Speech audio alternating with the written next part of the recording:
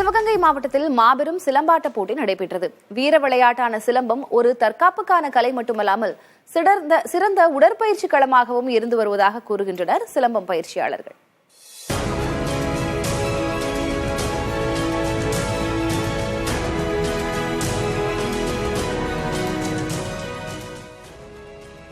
சிவகங்கை மாவட்டம் காரைக்குடி அழகப்பா அரசு மாதிரி மேல்நிலைப் பள்ளியில் குடியரசு தினத்தை முன்னிட்டு மாணவ மாணவிகளுக்கான சிலம்பாட்ட போட்டி நடத்தப்பட்டது.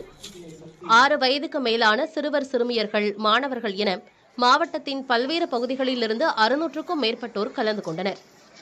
இவர்கள் ஒற்றை கம்பு, இரட்டை கம்பு, சுருள் வாழ்வீச்சு, மான்கொம்பு சுற்றுதல் போன்ற பல வகையான போட்டிகளில் பங்கேற்று தங்களது திறமைகளை வெளிப்படுத்தினர்.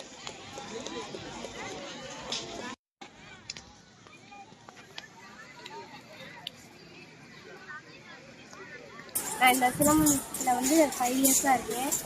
இதனால எனக்கு உடம்பு ஃபிட்னஸாக இருக்குது. இந்த போட்டி காரைக்குடியில் விழிப்புணர்வுக்காக நடக்குது. இதில் நானும் கலந்துருக்கேன். பெண்கள் தங்களை பாதுகாத்துக் கொள்ள சிலம்பம் மிகப்பெரிய ஆயுதமாக இருந்து வருவதாக கூறும் பயிற்சியாளர்கள் தற்போதுள்ள தவறான உணவு முறைகளுக்கு மருந்தாகவும் தற்காப்பு கலையுடன் கூடிய உடற்பயிற்சியாகவும் சிலம்பம் உள்ளதாக தெரிவிக்கின்றனர்.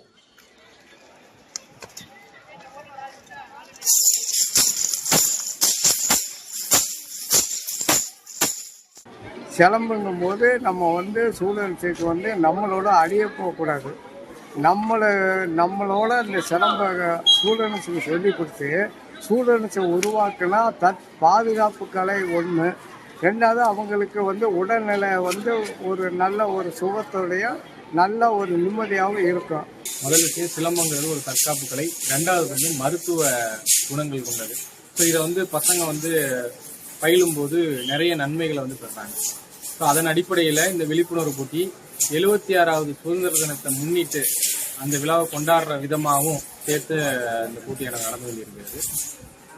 ஸோ இதன் போட்டியும் இந்த கலையையும் அடுத்த கட்டத்துக்கு கொண்டு போகணும் அப்படிங்கிற நோக்கத்தோட இந்த செயல்பாடுகள் எல்லாமே செஞ்சுட்டு வரோம்.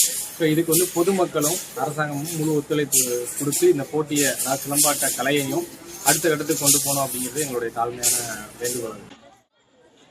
தங்களது குழந்தைகள் சிலம்பத்தை கற்றுக்கொள்ள பெற்றோர்கள் ஆதரவு தருவதோடு அரசாங்கமும் சிலம்பத்தை ஊக்குவித்து அதன் பெருமையை காக்க வேண்டும் என பயிற்சியாளர்கள் கோரிக்கை விடுக்கின்றனர்.